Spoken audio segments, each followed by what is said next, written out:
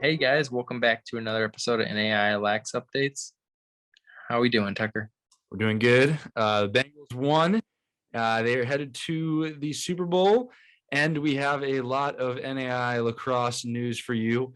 Some more exciting stuff, especially in the preseason, I guess we could still say, against MCLA and NCAA teams.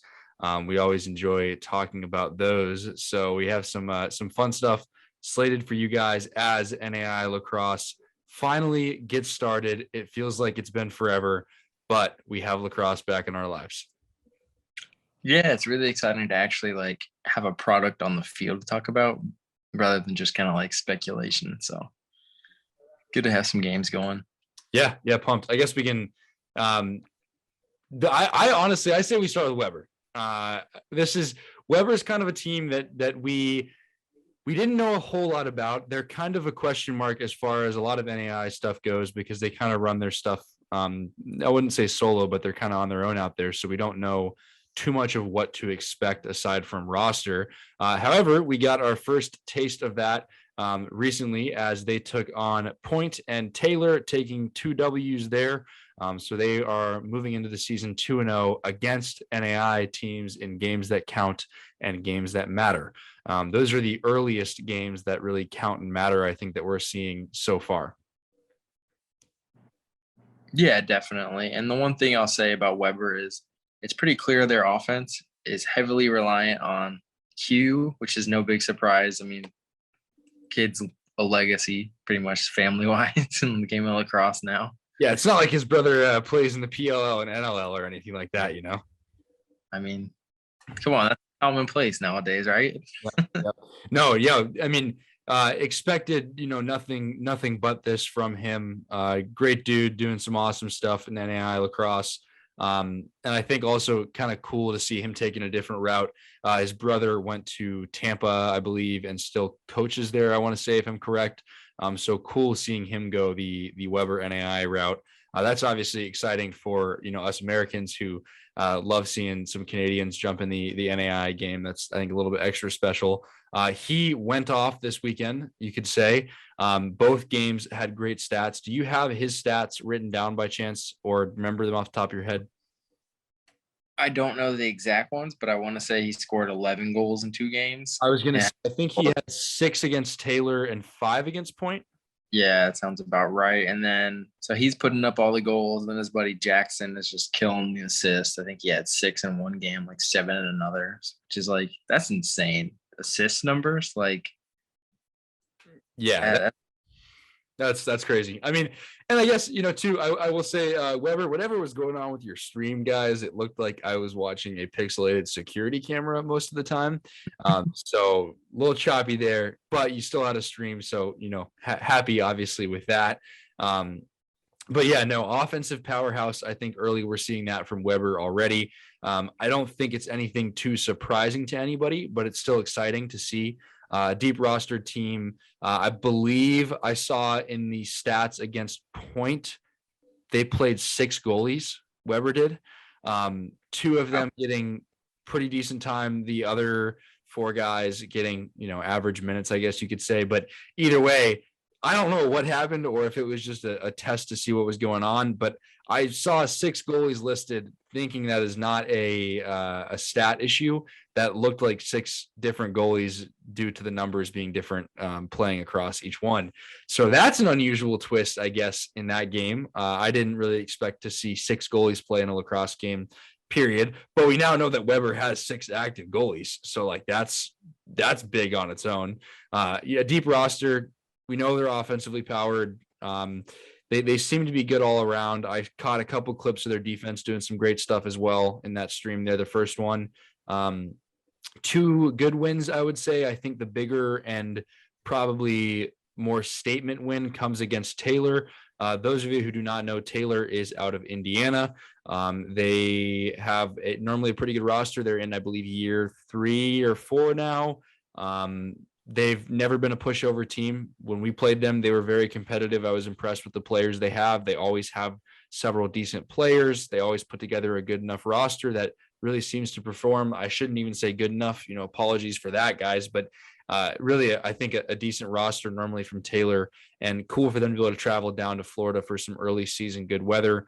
So I think I was most impressed with Weber's win over Taylor, and in the amount they did, they won by a pretty good goal margin.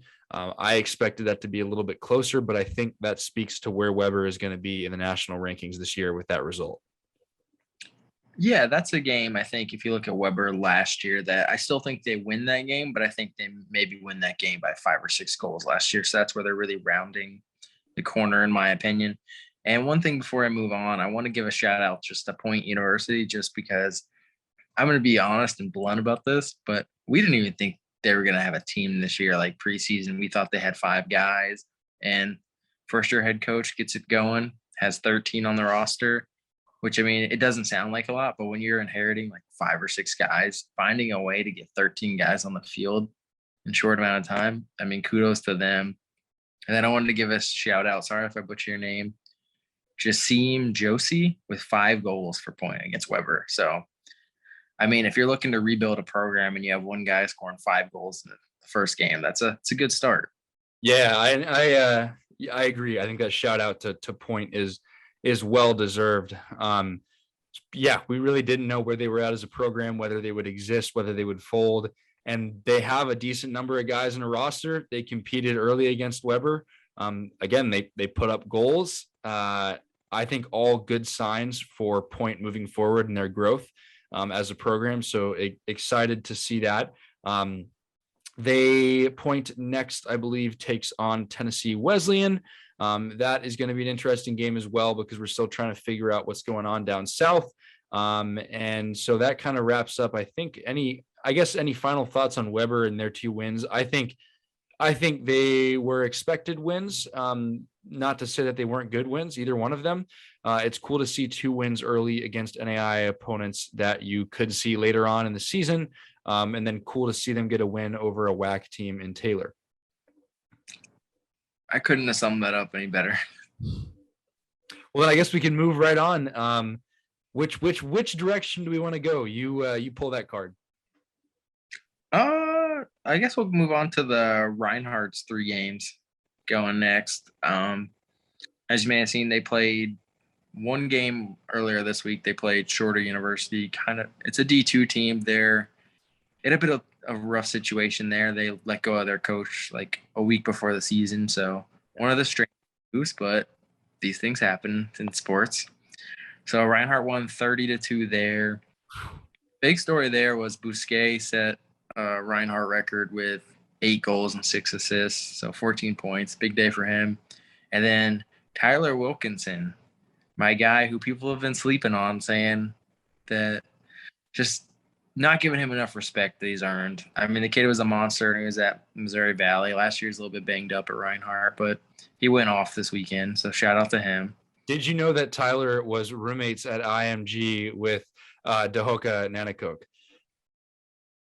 I did know that.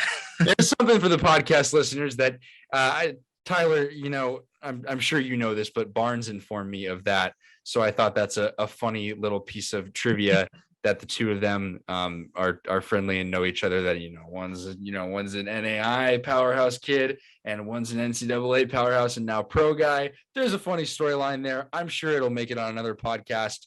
We'll just keep going. Yeah, and then today Reinhardt played a doubleheader of sorts. They played LaGrange, which is a D3 program down here in Georgia. I think they're in year 2. Won 19-7.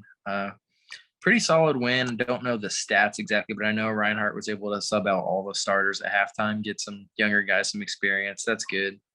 And then the big one, this was the one we kind of had our questions about. We said this was going to be a battle. Reinhardt took down a very good club team. They're receiving votes in MCLA D1, Auburn 12-6.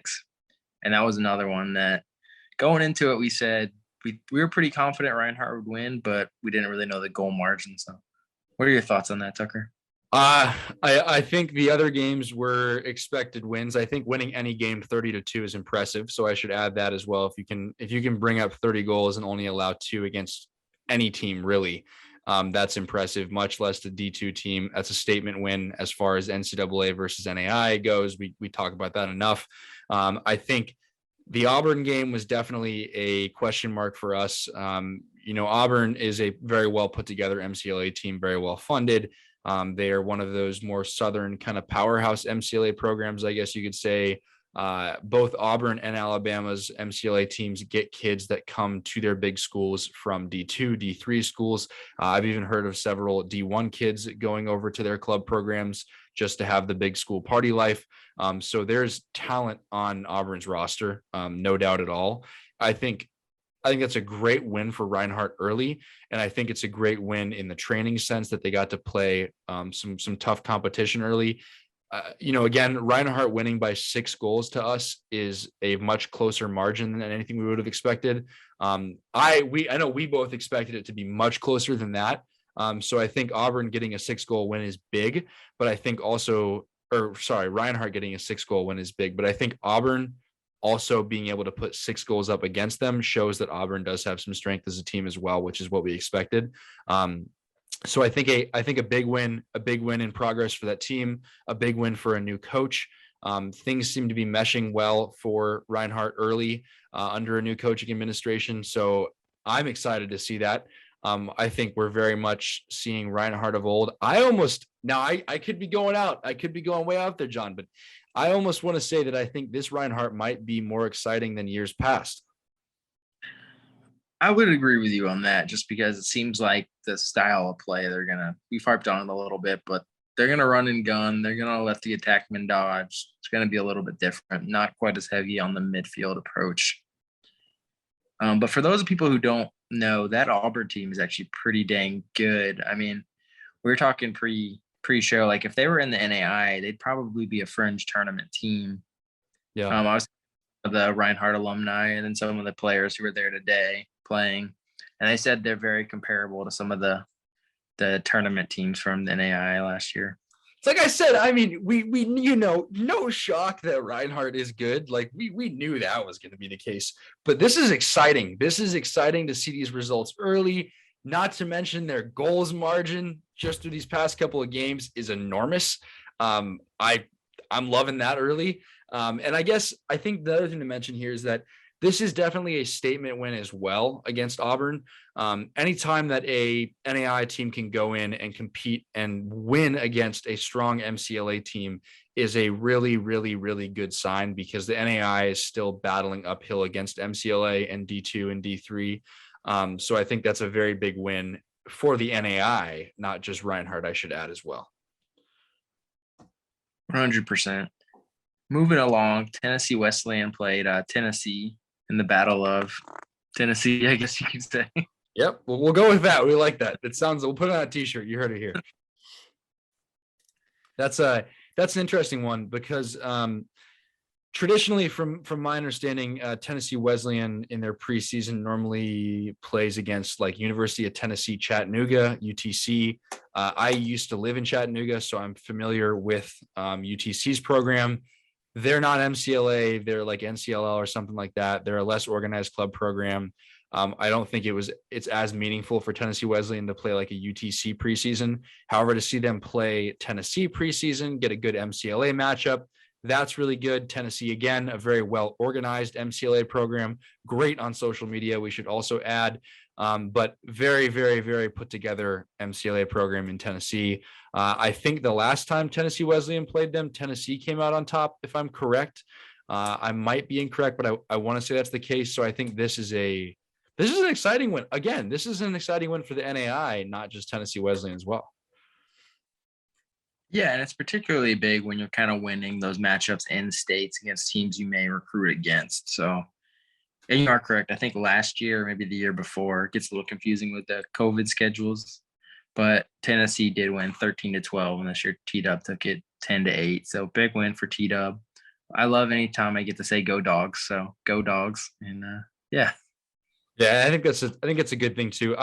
I personally look at MCLA and NAI games and club and NAI games as kind of dual purposed. I think it's good to play against club programs who maybe have guys who are looking at grad school or something like that, because not that you're intentionally recruiting from a club program or MCLA program, but you might beat an MCLA team. And if it's close enough, the guys might be like, yeah, I'll come over to your school for grad school, get some NAI playing experience and build out a roster. So I think there's some hidden purpose in these MCLA matchups as well. Yeah, I would agree with that as well.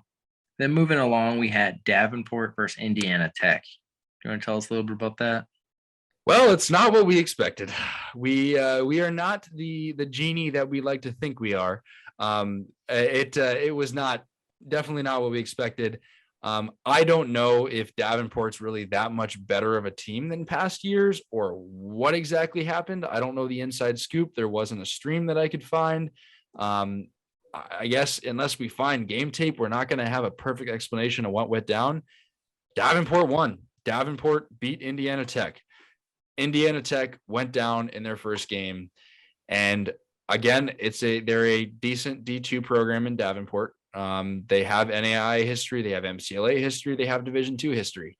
I don't think that this is a crushing blow for Indiana Tech. I don't think that it's, the end of the world and their guys should get down. However, I do think it's unexpected. I definitely thought I would see a much larger goal margin and I would see Indiana Tech win. So I'm a little bit confused, not concerned, but confused as to what exactly went down, or if Davenport just has some crazy stud transfers that we don't know about. Yeah, and one of the explanations I was able to get from some of the Indiana Tech alumni was that they hadn't been able to play outdoors a whole lot so far this season. They've been doing a lot of indoor facility work. So this is one of the first times they were outdoor. So I can imagine that might throw off a little bit, like spacing wise on the defense, maybe speed of the game on the turf. So that's one possible explanation. And then if you really look at Davenport's schedule from last year, yeah, they were like 1-7, 1-8. But I mean, 2 of those losses were by about 5 or 6 goals to, I think it's Rockhurst. Is that the school out there? The big D2 city. And then a couple other really good ones out there that are ranked. So, I mean, they weren't getting blown out by nobodies. They're losing semi-competitive games to big schools. So, I mean, They do have talent for sure. Do we think that Indiana Tech, their alum, their coaches, everything expected to go into this game and have a statement win? Yes, I would say that especially if I would have thought they would have won. So I imagine they would have thought they would have won, if that makes sense. Yeah, that was kind of the sense that I was getting across social media, that Indiana Tech expected to win this one out and get a statement win. I don't think it's a crushing blow. It's not a game that counts. You build from this, you learn from this. It was still a close game. It wasn't a blowout by any means. I'm curious to see how Indiana Tech develops their NAI schedule now. Obviously, we don't really know what to expect until we can see streams and understand stat lines and really see what's going on in and out of the program.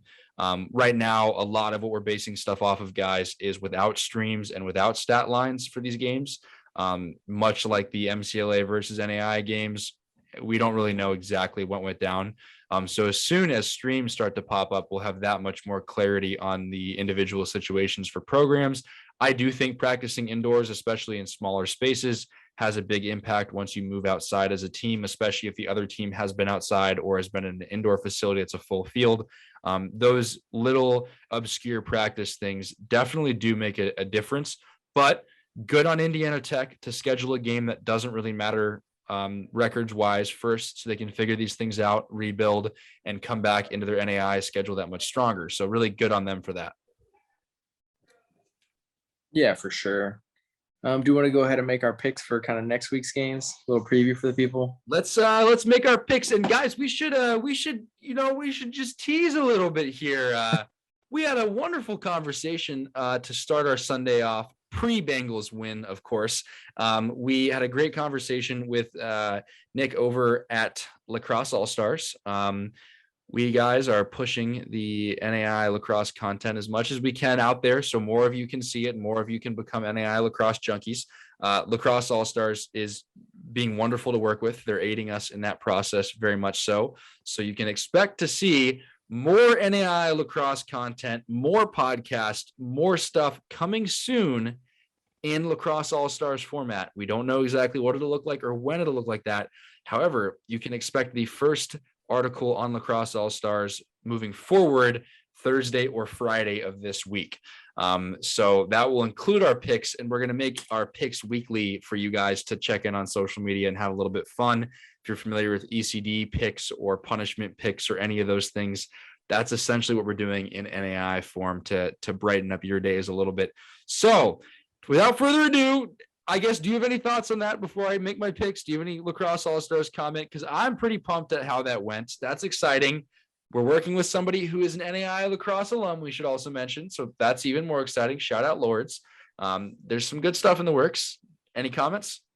Yeah, I don't want to give too much away, but the meeting went better than even I could have imagined. So we'll leave it at that. Good stuff on the horizon. Yep. Yeah, you guys can you can look forward to more NAI lacrosse content. We can promise you that.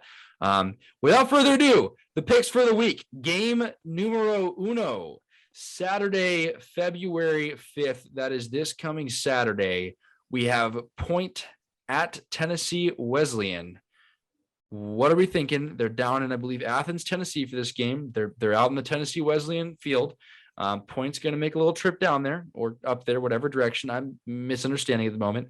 First off, what is your pick and outcome of this game right now? The pick is what counts. We're competing in picks, but we can go on scores as well. The pick is most important. Tennessee Wesleyan Point. Who you got? I got T-Dub. I'm just gonna say it. There's not much hesitation on this one, and it's no disrespect to Point. They're just in build mode. T-Dub more established, and they get home field edge. It's just simple. It's T-Dub. Do you have a score prediction? No pressure. Top of my head, 18-6. That's a very good score prediction. I'm feeling close to that. I also have Tennessee Wesleyan, and I'll put some graphics up here or something to make this more interesting as we're talking. I also have Tennessee Wesleyan. I would say Point scores between 3 and 7 goals, 7 being the max I can see them scoring. I say Tennessee Wesleyan falls between the 15 and 22 goal margin. I'm also leaning towards the 17 to 18 goals for Tennessee Wesleyan. But I think if their offensive production gets going and they can stop Point, especially in the second half, and have more time, I think we could see even higher scoring. However, I do feel pretty good about Point scoring roughly between 4 and 7 goals, somewhere in there. I think we know kind of who to look for the scoring on Point now. So I guess that will predict kind of what is going forth. Yeah, agreed on that one. You have to pull up the rest of the games. My phone just died with our picks on it. So we got two more games, I believe. Yeah. Hold on one second.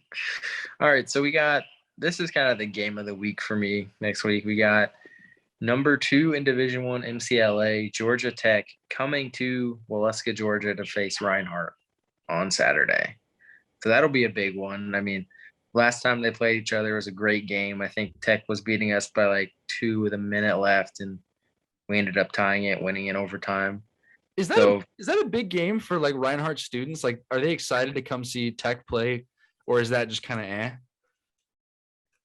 So I don't know about just the common students, but it'll definitely be a big one. I'm sure all the alumni will be there and stuff like that.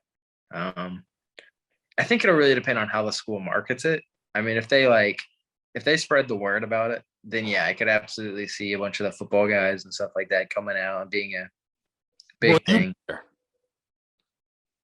I can't say for certain, but I will be very disappointed in myself if I'm not there. Okay, I'll take that. Who do you have? Well, okay, this is one that we've talked about pre-show. We've talked about throughout the week, texting back and forth. It's a pretty close one. It's neck and neck. This is going to be the difference maker in our picks for the week.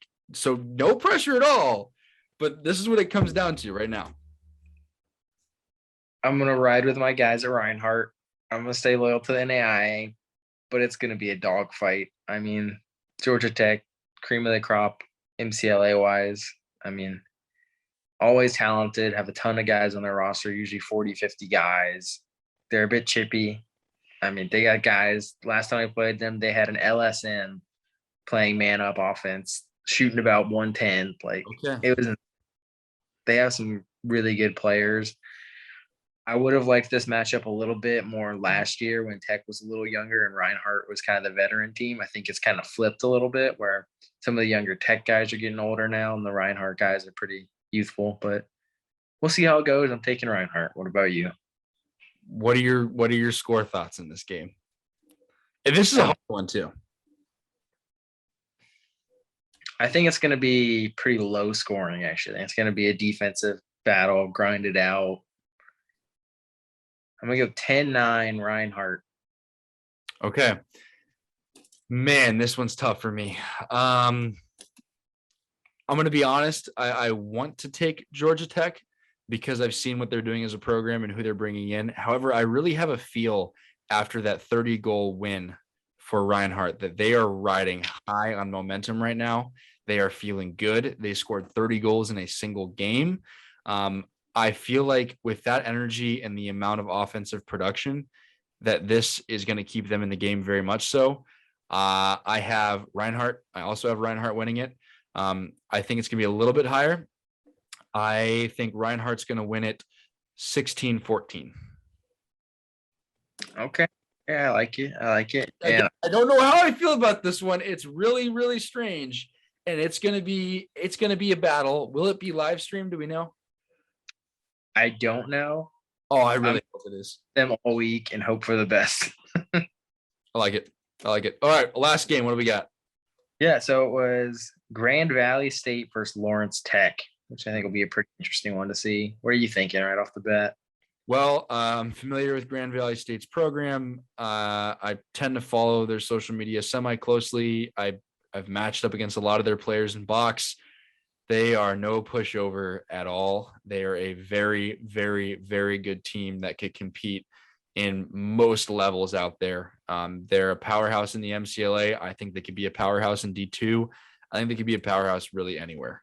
They have deep roster. They're well put together, and they are very good lacrosse players. They're in an area where they can recruit a lot of good lacrosse players, and they can stay home.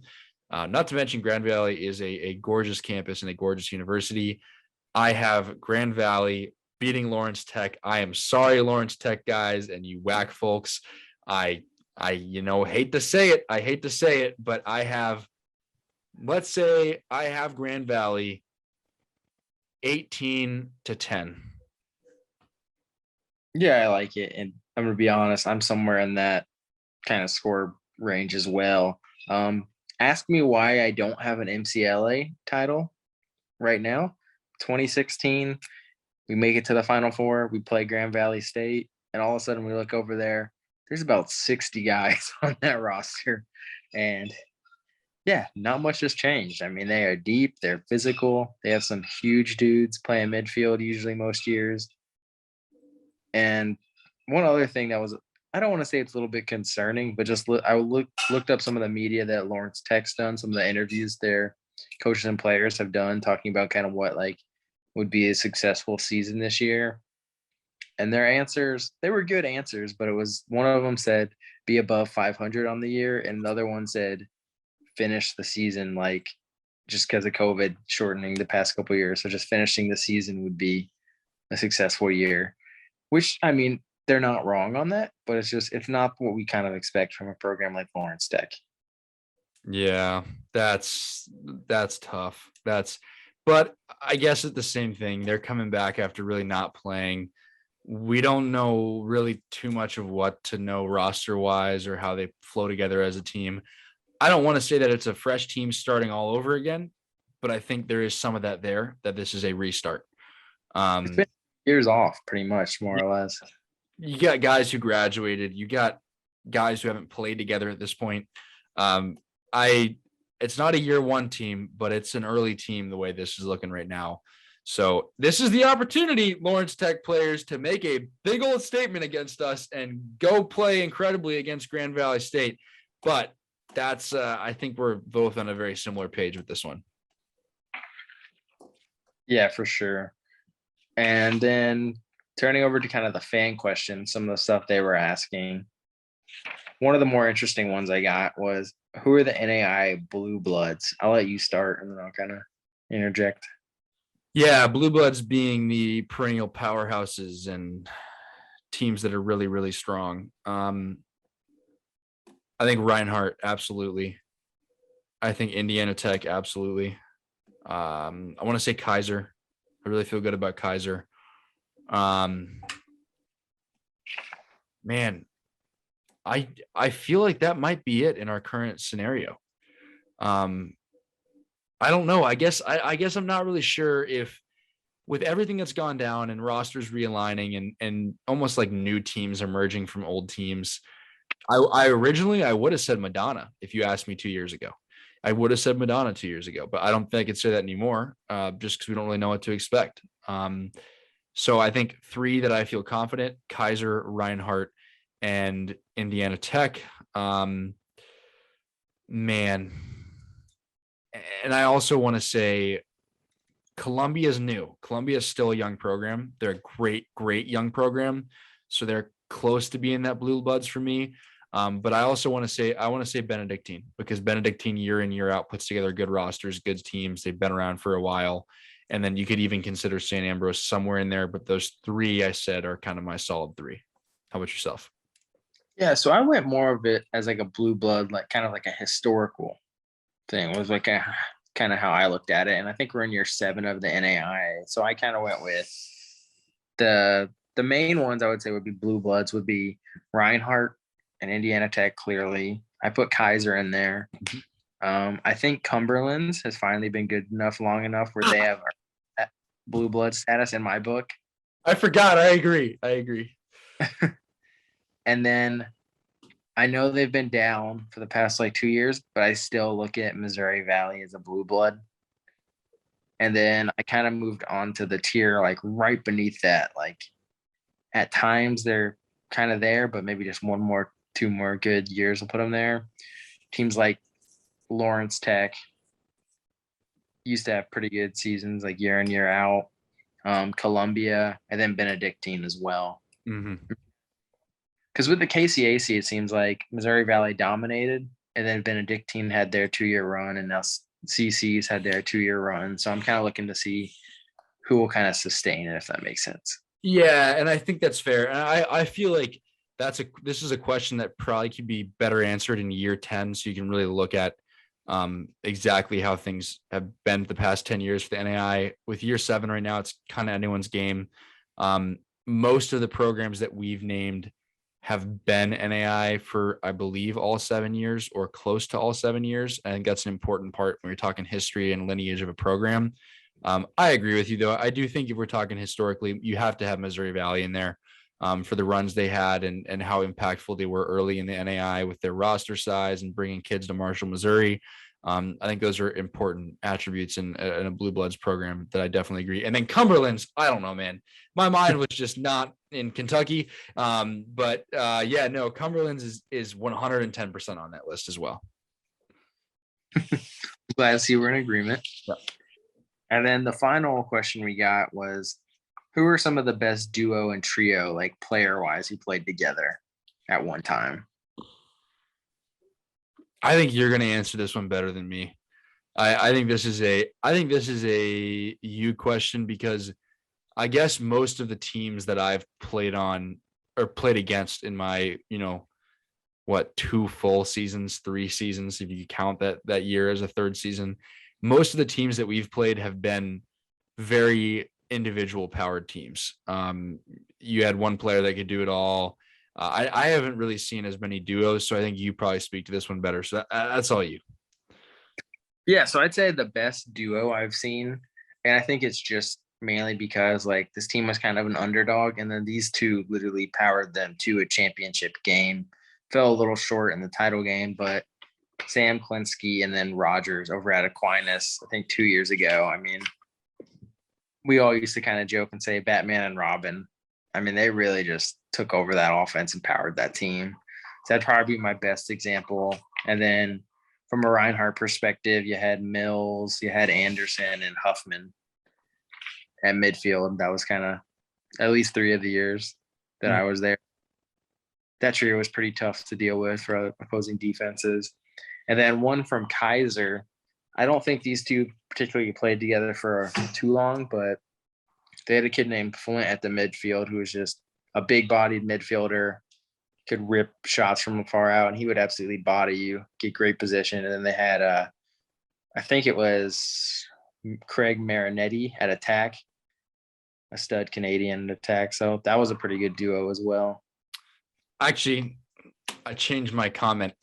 Ottawa in Pearson Willis, and I cannot remember the other guy's name for the life of me. They would have been seniors when I was a freshman, both Canadian, both box backgrounds. They were the life force and power of that offensive unit at Ottawa.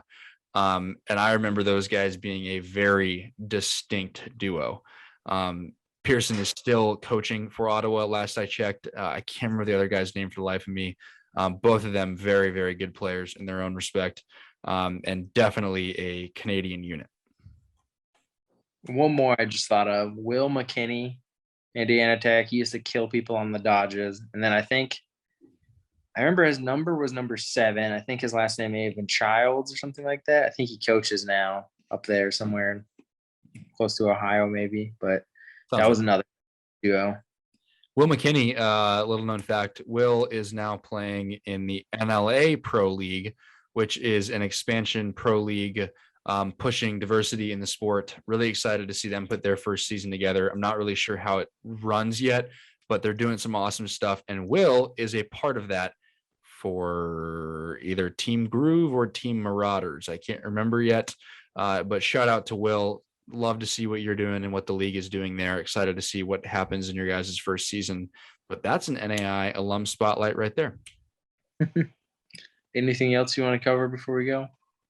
I don't think so. Full disclosure, guys, we're recording this right now at 10:38 p.m. We got to it a little bit later than expected. That's why this episode's a little bit shorter. But we also are in the planning stages for some Lax All-Stars stuff, our picks of the week, and then getting you guys an article and kind of wrap up of different streams to check out for this coming weekend as well. So we're going to put some more energy into that. That's why this episode's a little bit shorter, but we get to look forward to more NAI lacrosse coming very soon. The KCAC gets kicking off here pretty quickly. William Penn will have their first game sooner than later. And that's what I have for this Sunday night. Monday for you guys. Have a good night, guys. See ya.